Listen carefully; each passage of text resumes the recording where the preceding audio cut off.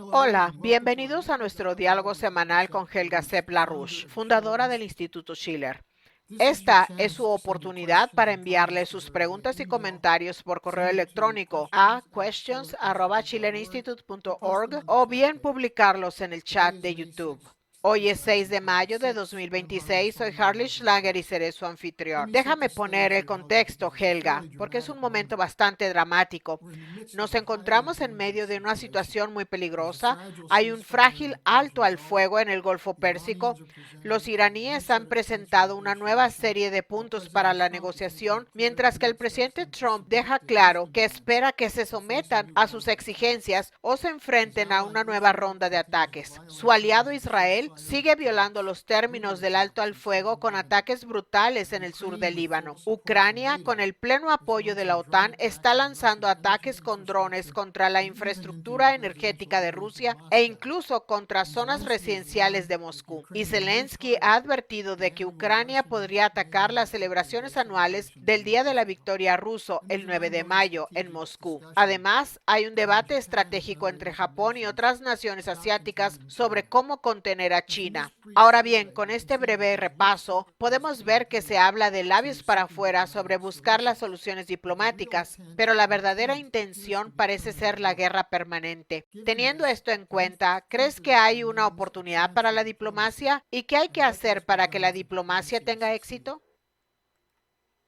Bueno, creo que si los países que se preocupan en general por la situación del mundo se unieran y actuaran de forma conjunta, representarían claramente a la mayoría y tendrían el peso suficiente para hacerse oír. Porque todo este juego geopolítico solo funciona porque los medios de comunicación en los países occidentales se hacen eco principalmente de los cuentos de la OTAN y no informan, por ejemplo, de cuáles son las preocupaciones de los países del sur global. Por lo tanto, desde hace bastante tiempo he sostenido que si los países del sur global reconocieran que el intento de ir tras ellos uno por uno tiene como objetivo debilitar el impacto de su actuación conjunta, y creo que es realmente un momento extremadamente urgente en el que las tensiones que existen, por ejemplo, en el BRICS, en este momento, principalmente debido al papel de India, que está siendo obviamente tirada en todas direcciones, si simplemente reconocieran que en este momento la unidad de la mayoría global es un elemento absolutamente crucial para que haya una esperanza para que los países occidentales acudan a la mesa de negociaciones. Esperemos que lo hagan. Por eso estamos tratando de animar a la gente para que comprenda que nos encontramos realmente, como dices, en una situación extremadamente peligrosa. Y ya saben, es una tontería que la gente piense que esto puede continuar para siempre, porque estamos sentados sobre un polvorín de un potencial estallido financiero del sistema. Estamos ante las consecuencias de los 4 billones de dólares en daños que ya ha causado esta guerra contra Irán. El Pentágono habla de 25.000 millones de dólares, pero si se tienen en cuenta todos los factores, las cosechas, el precio del combustible, las quiebras y las insolvencias derivadas de ello, hemos calculado que en total esta guerra ha causado hasta ahora 4 billones de dólares en daños, y el impacto de algunas de estas cosas solo se notará en los próximos 3 meses, porque ese es el tiempo que tardan estos barcos en llegar a su destino. Así que nos enfrentamos a una verdadera devastación en los países más pobres. Mucha gente pobre ya lo está pasando muy mal. Y si esto continúa, no se puede ignorar el peligro de que se produzcan hambrunas o de que se agraven las que ya existen. Así que creo que la ilusión que la gente puede tener es que, dado que la gran catástrofe aún no ha ocurrido, las cosas seguirán así para siempre. Pero creo que si se mira desde un punto de vista histórico, se puede determinar claramente el momento en que ya fue demasiado tarde para detener la Primera Guerra Mundial y en el que ya era demasiado tarde para detener la Segunda Guerra Mundial. Y creo que nos encontramos en una situación similar a la anterior a una guerra, en la que podrían ocurrir acontecimientos fatídicos más rápidamente de lo que nadie piensa. Por lo tanto, creo que la necesidad de pasar a un nuevo paradigma es más urgente que nunca. Tengo a 3 personas que han escrito básicamente la misma pregunta, lo que creo que demuestra el aumento de nuestra influencia y los ataques dirigidos en tu contra y nuestra organización. Pero resumiré estas preguntas de la siguiente manera. La organización LaRouche parecía apoyar a Trump durante su primer mandato, pero ahora parece alinearse con sus oponentes, los demócratas liberales. ¿Qué ha pasado y por qué han cambiado de postura? No sé por qué pensaría eso. Quiero decir, hemos sido muy claros al advertir contra el gobierno de Biden, donde al final hubo una encuesta en el Pentágono que indicaba que el 50% de la gente pensaba que las políticas del gobierno estaban poniendo en riesgo una guerra nuclear o el uso de armas nucleares. Luego, eso fue de alguna manera aceptable. Así que bajo ninguna circunstancia estamos respaldando a los oponentes liberales de Trump. Pero si no reconocen que la promesa que hizo Trump al comenzar su segundo mandato de que sería el presidente de la paz se ha convertido por completo en una farsa, entonces no están en el mundo real. Aquí hay otra pregunta interesante de ese tipo. Hay noticias sobre los desacuerdos dentro de los círculos de Trump con respecto a la decisión de entrar en guerra contra Irán y continuar la guerra. Dado el historial de aciertos de la organización LaRouche en materia de inteligencia, ¿sabe usted qué funcionarios se oponen a esta guerra premeditada y qué podemos hacer para organizar su apoyo? Bueno, no conozco los nombres de esas personas en el actual gobierno. Lo que sí se sabe, sin embargo, es que muchos militares han renunciado a sus cargos y que hay una oposición creciente en la base del movimiento MAGA. De hecho, Marjorie Taylor Greene, que fue una de las más firmes defensoras de Trump, dijo que el movimiento MAGA ha muerto y que Trump lo mató. Ahora bien, son palabras bastante duras, pero por desgracia, no veo cómo Trump va a recuperar la posición que tenía cuando comenzó su segundo periodo. Creo que eso ya es cosa del pasado y parece que él está bajo el control de los neoconservadores porque iniciar una guerra de agresión no provocada contra Irán es un punto de inflexión. Y como no veo cómo él puede remediarlo, creo francamente que el gobierno de Trump ha perdido su vitalidad y no sé cómo se puede remediar. Si hubiera una fuerte oposición en la base de MAGA que tuviera algún tipo de influencia, tal vez funcionaría, pero no lo veo en este momento, así que el panorama parece realmente sombrío. Por eso está cobrando fuerza toda la idea de un movimiento de candidatos independientes, porque el problema en Estados Unidos es que ya no es una república. Y creo que esto lo ha dejado muy claro el rey Carlos con su discurso que marcó el hito, que por desgracia coincidió exactamente con lo que había dicho Trump. Es decir, incorporar la Revolución Americana al Imperio Británico. Quiero decir, vaya burla. Y el hecho de que todo el Congreso de ambos partidos se pusieran en pie 11 veces para ovacionar a Carlos, bueno, eso básicamente significa que no hay ni una sola persona con 2 dedos de frente en el Congreso en este momento. Es evidente que ambos partidos están controlados por una cúpula, por lo que algunos llaman la burocracia permanente o el Estado profundo, o como quieran llamarlo, que Ray McGovern Glover denomina MISIMAT, Complejo Militar Industrial del Congreso, Inteligencia, Medios, Academia y los centros de estudios. Así que creo que la situación se presenta realmente sombría. Creo que Estados Unidos necesita realmente una política diferente y dado que no va a venir de ninguno de los dos partidos establecidos, solo veo que un movimiento de candidatos independientes podría marcar la diferencia, como Diane Sare, que es la candidata presidencial con la voz más clara y con una alternativa. Comentaste sobre las repercusiones de la escasez de petróleo, sobre la incapacidad de los sistemas de transporte para movilizar el crudo. Y aquí tenemos una pregunta de John North. La situación de los fertilizantes ha sido totalmente subestimada por los medios y es catastrófica. Utilizar suelos deteriorados para el cultivo sin recurrir a fertilizantes es una catástrofe que creará condiciones similares a las del Dust Bowl o tazón de polvo. ¿Podrías comentar al respecto? Sí, creo que el efecto de la guerra de más de 2 meses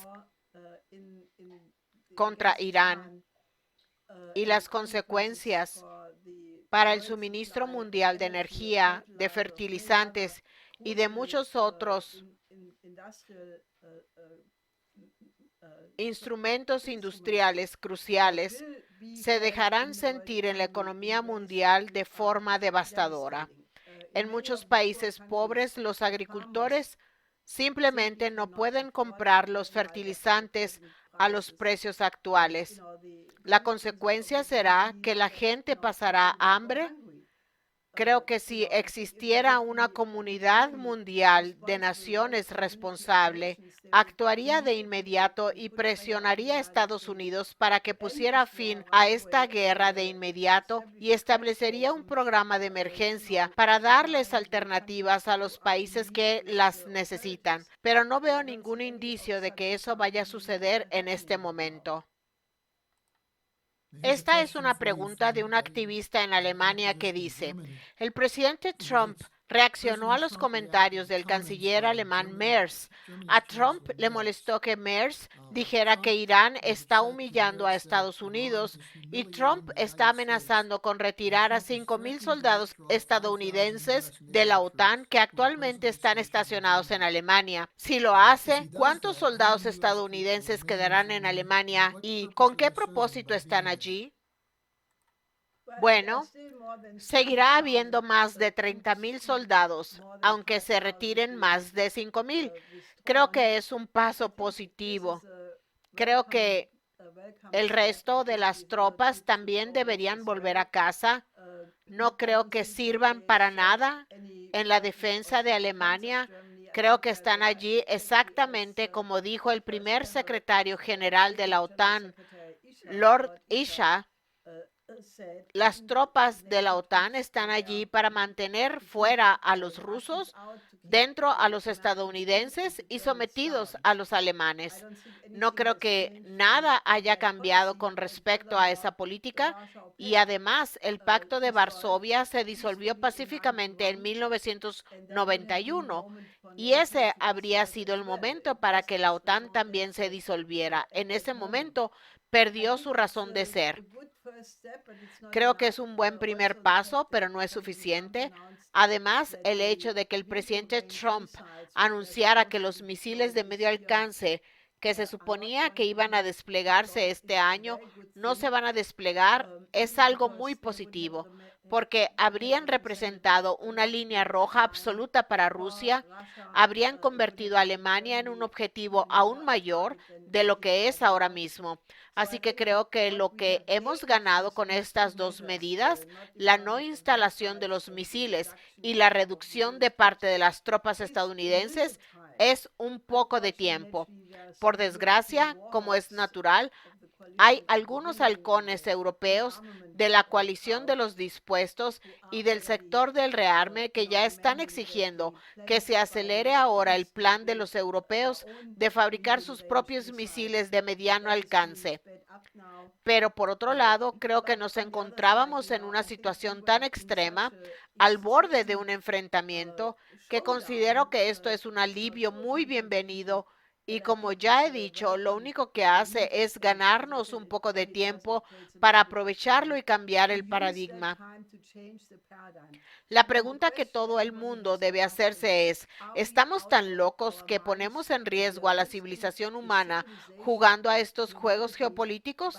¿Para qué? Los únicos que se benefician de ellos son los especuladores de la industria armamentística y aquellas personas bien situadas en sus grupos de expertos y otros puestos gubernamentales que juegan al juego de quién debe pagar. Los pobres en el campo de batalla están muriendo por nada. Creo que ya es hora de que replanteemos de verdad toda la situación estratégica y digamos básicamente que el hecho es que ya no se pueden ganar las guerras convencionales. Si se necesita una prueba, acaba de proporcionarla Irán al impedir con éxito que las fuerzas militares muy superiores de Estados Unidos e Israel ganaran. No se puede ganar una guerra así, no a grandes distancias, como ha demostrado la actual guerra contra Irán. Y si se quiere cruzar el umbral hacia la guerra nuclear, se pone en riesgo la existencia de toda la civilización humana. Entonces, ¿por qué no llegar a la conclusión del hecho de que estas guerras intervencionistas no se pueden ganar? No se ganaron en Vietnam, ni en Afganistán, ni en Irak, ni en Libia, ni en Ucrania, y ahora tampoco en Irán. Entonces, ¿por qué no poner fin a un juego que no se puede ganar? Por eso creo que es urgente empezar de verdad a debatir en serio sobre la nueva arquitectura de seguridad y desarrollo, de la que llevamos hablando desde el inicio de la guerra de Ucrania hace 4 años. Ahora es el momento en el que queda claro que la arquitectura de seguridad en Oriente Medio ha desaparecido y no creo que pueda restablecerse, pues ¿por qué habrían de continuar los estados del Golfo con un modelo que a todas luces no logró defenderlos en caso de guerra? Las bases estadounidenses no defendían a los estados del Golfo, eran un factor de vulnerabilidad que los exponía a ser atacados y Estados Unidos no hizo nada para remediarlo, solo tenía en mente los intereses de Israel y naturalmente los de Estados Unidos, o lo que ellos consideran que son los intereses de Estados Unidos. Así que cuando se aplica una política que claramente no funciona, es el momento de cambiarla. Quiero decir, Albert Einstein dijo aquella famosa frase, si sigues haciendo lo mismo y esperas un resultado diferente, eres un idiota. Así que deberíamos hacerle caso a Albert Einstein. Creo que él dijo que esa es la definición de locura, pero viene al caso. Están escuchando a Helga Sepp-LaRouche del Instituto Schiller. Esa misma persona acaba de enviar una segunda pregunta. ¿Hay alguna protesta pública en Alemania contra el despliegue de misiles? ¿Por qué el pueblo alemán se muestra tan sumiso? Esa es una pregunta muy buena. Me estoy tirando de los pelos por la misma razón. Es terrible. Sé que la gente común y corriente estamos realizando despliegues en todo tipo de lugares. Tenemos mesas informativas y demás. Y la idea que se obtiene al hablar con mucha gente en Alemania es que están desesperados. Mucha gente es consciente del peligro de la guerra y le tiene miedo. Muchísima gente piensa que todo el país se está desmoronando. El número de insolvencias está aumentando. Pero la gente cree que no puede hacer nada. Por desgracia, cuando la mayoría de la gente cree que no puede hacer nada, entonces no estás en una democracia ni en una república, estás en una dictadura. Me temo que, aunque los indicios de represión abierta son limitados hasta ahora, hay algunos casos graves de represión de la prensa, de intentos de silenciar precisamente a los periodistas que están haciendo su trabajo y tratando de ofrecer una visión objetiva. Pero creo que el problema es que la población ha sido sometida por una combinación de partidos corruptos, por los principales medios de comunicación que repiten sin más la versión de la OTAN y, por desgracia, hay muy pocas personas que piensan por sí mismas y alzan la voz. Sin embargo, dentro de 2 días habrá otra ronda de manifestaciones de estudiantes que se manifiestan contra la reintroducción del servicio militar obligatorio en la política alemana.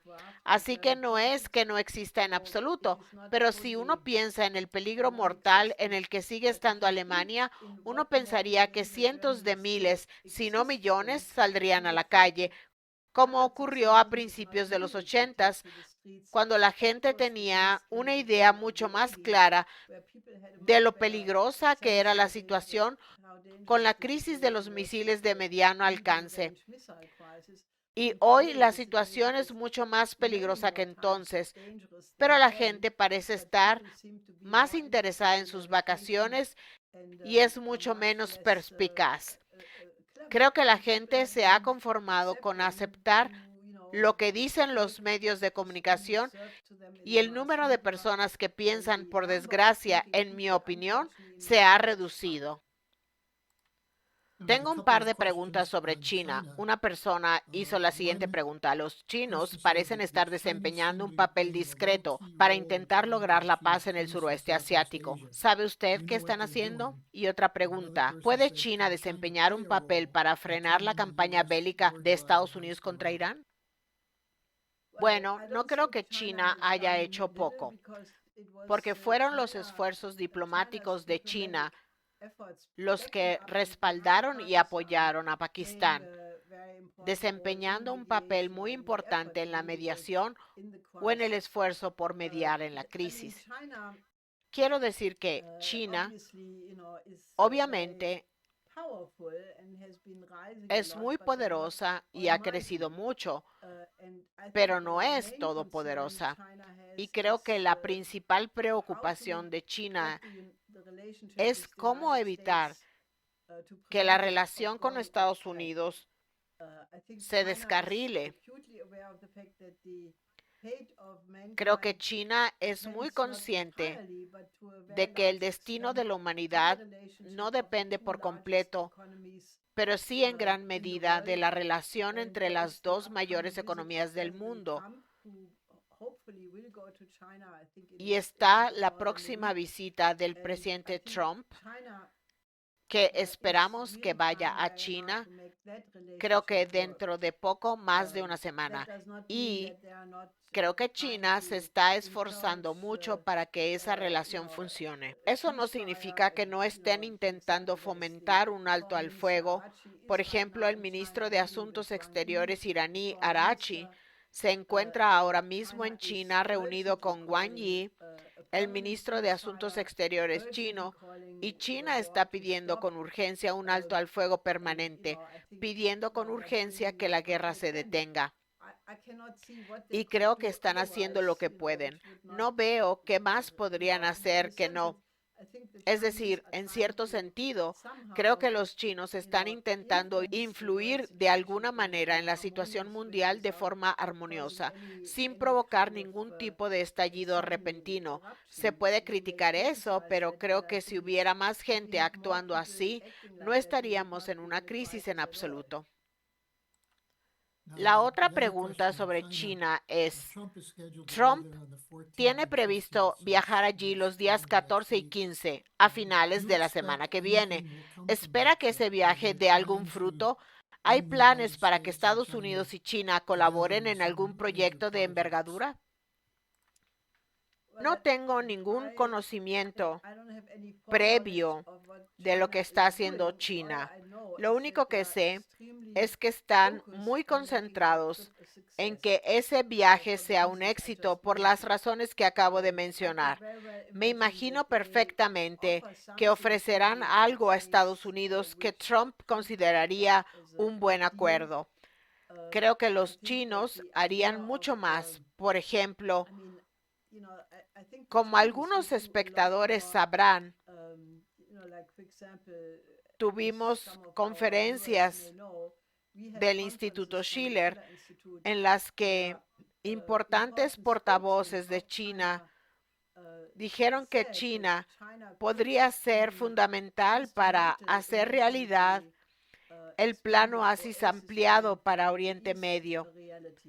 Básicamente, se trata de convertir grandes cantidades de agua de mar en agua dulce mediante todo un sofisticado sistema de construcción de canales y usando la tecnología espacial para encontrar acuíferos, lagos subterráneos, ionización de la atmósfera y cosas por el estilo. Lo han hecho con éxito en Xinjiang y en el noroeste de China, donde han transformado grandes extensiones de desierto en zonas de bosques, tierras de cultivo, etc. Si China le ofreciera a Estados Unidos hacerlo juntos, sería una iniciativa perfecta. Por ejemplo, nuestro Plano ASIS ampliado consiste en considerar a toda la región del suroeste asiático como un único espacio económico, tal y como solía ser en la época de la antigua Ruta de la Seda. Esto incluye a países que se encuentran completamente devastados como Afganistán, Irak, Siria, Yemen, Líbano. Y si se desarrollaran ciertos corredores económicos, tal y como hemos propuesto en nuestro informe sobre el puente terrestre mundial que publicamos en 2014, y se combinara eso con el programa de lucha contra la desertificación que acabo de mencionar, se podría vislumbrar cómo en 10, 20, 30 o 50 años se podría convertir el suroeste de Asia en un próspero centro de conexiones entre Asia, África y Europa. Y eso sería una perspectiva de paz. Ahora bien, estos proyectos son tan grandes que requerirían la cooperación de muchas potencias industriales, incluida la cooperación entre Estados Unidos y China. Así que si eso se discutiera en esta visita, realmente sería un punto de inflexión en todo el mundo, y solo puedo esperar que esas ideas se pongan sobre la mesa. Seguiremos organizando para ello con conferencias por Zoom y reuniones presenciales en muchos países, porque esa es la forma razonable de salir del actual desastre geopolítico. Aquí hay una pregunta desde Londres. Como británico, me sorprendió el despliegue de alfombra roja para el rey Carlos. Me alegró ver que usted y su organización hicieron protestas, pero ¿hubo alguna reacción por parte de los estadounidenses ante lo absurdo de que Carlos viniera de visita a Estados Unidos y hablara del patrimonio común en el momento del 250 aniversario de la Declaración de Independencia de Gran Bretaña? Naturalmente, nuestra gente del movimiento LaRouche lo denunció con mucha firmeza. Diane Ser y su campaña presidencial, José Vega y nuestras publicaciones en general. Pero debo decir que la reacción del público ante esta atrocidad fue muy decepcionante. Y creo que los padres fundadores, incluido Benjamin Franklin, probablemente se revolvieron en sus tumbas si de alguna manera se enteraron de esto, porque fue una provocación tan descarada para reescribir la historia de Estados Unidos y ante la total falta de reconocimiento de ello. Quiero decir, hubo algunas respuestas excelentes, como por ejemplo un artículo muy importante de un periodista de Hindu, creo que el señor Mishra, que volvimos a publicar. Otros artículos en otros países lo reconocieron, pero en Estados Unidos creo que prácticamente no hubo indignación. Habría hecho falta una indignación épica al respecto, pero creo que por desgracia probablemente sea un reflejo del hecho de que los estadounidenses de hoy saben muy poco, si no es que nada, sobre su historia, porque si se hubieran centrado en el hecho de que la Revolución Americana fue contra el Imperio Británico, que fue un punto de inflexión en la historia que estableció los principios de una república dedicada al bien común y que la guerra contra Gran Bretaña fue la primera guerra anticolonial de la historia a la que la gente del sur global siempre se ha referido como un modelo, y que luego Carlos se pusiera a hablar de los valores comunes, básicamente maldiciendo sutilmente, con mucha habilidad, pero logrando, no obstante, que la gente se pusiera de acuerdo en un enemigo común, que en este momento solo pueden ser Rusia y China. Y luego Trump se hace eco de ello, hablando incluso de la revolución angloamericana. Es decir, uno realmente empieza a preguntarse, creo que aún no es demasiado tarde. El 250 aniversario se celebra durante todo el año, por lo que quizá podamos encontrar a algunos estadounidenses de hueso colorado que den un paso al frente y defiendan los principios de la Revolución Americana. Bueno, quizás algunos de los luchadores que Trump va a hacer luchar el 4 de julio, quizá algunos de ellos puedan plantearle lo extraño de la invitación a Carlos. Tengo una pregunta más para ti de Barbara Barton, que es una de mis contactos. Dice que cree que más gente debería conocer la relación entre los negocios de Jared Kushner y el plan para el puerto en Israel como conexión con el IMEC, el corredor India, Oriente Medio, Europa. ¿Quién se beneficia de esto? ¿Tiene esto algo que ver con los acuerdos de Abraham? ¿Es esto también posiblemente la razón por la que se está haciendo que Modi esté contra Irán? Bueno, ojalá hubiera en el Congreso alguien que investigara en serio la asombrosa fluctuación del precio del petróleo cada vez que se anunciaba un alto al fuego o un recrudecimiento de los combates. Había indicios claros de que se estaba produciendo uso de información privilegiada por parte de algunas de las personas involucradas en los círculos que mencionas. Creo que esto requiere una investigación, y el hecho de que no la estén llevando a cabo solo significa que habría que echar a esos congresistas en las elecciones de mitad de periodo. Creo que si los estadounidenses quieren recuperar su país, más les vale empezar a presentar candidatos y de hecho a senadores y congresistas que hagan ese tipo de labor si es que se quiere salvar a Estados Unidos. Estoy totalmente de acuerdo con la pregunta que planteas, y eso requiere como mínimo que el Congreso haga una investigación. Helga, en las últimas semanas, las reuniones de la Coalición Internacional por la Paz de los viernes por Zoom han sido realmente notables. La semana pasada en particular hubo algunas presentaciones. Richard Falk y otros plantearon algunas cuestiones realmente cruciales, y este parece ser uno de los pocos ámbitos en los que existe un diálogo abierto. Esto volverá a tener lugar este viernes a las 11 hora del este de Estados Unidos. ¿Tienes alguna primicia sobre quién va a intervenir esta semana?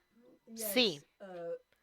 Ya contamos con algunos ponentes que hablarán sobre el impacto del costo de 4 billones de dólares de esta guerra, pero utilizaremos este diálogo del próximo viernes como trampolín para organizar un evento aún mayor la semana siguiente, cuando reuniremos a la Coalición Internacional por la Paz con la mesa redonda de emergencia de EIR, que celebramos con éxito en enero, marzo y abril, donde realmente intentaremos reunir a expertos de todo el mundo para debatir el impacto de la guerra en términos de la agricultura, la industria, las insolvencias y la destrucción de los activos físicos. Así que intentaremos contar con ponentes de África, India, América Latina, los propios Estados Unidos y el sector agrícola, quienes mostrarán cuáles son las consecuencias de esta guerra. Como ya he dicho, solo el costo económico asciende ya a 4 billones de dólares y sigue aumentando día a día. Así que deben intentar asistir a ambos eventos y ayudarnos a ir creciendo de una semana a otra, porque necesitamos contar con una fuerza lo suficientemente sólida como para cambiar la política. Así que, por favor, participen activamente, inviten a sus amigos, a sus compañeros de trabajo y familiares y difundan el mensaje, porque como he dicho, la guerra mundial aún no ha estallado, pero podría hacerlo en cualquier momento. Y el margen de tiempo para detenerla no es infinito. Para los que escribieron preguntando por qué no hay más actividad o qué más se podría hacer, esta es la respuesta perfecta. Acompáñenos el viernes por la mañana a las 11 por Zoom.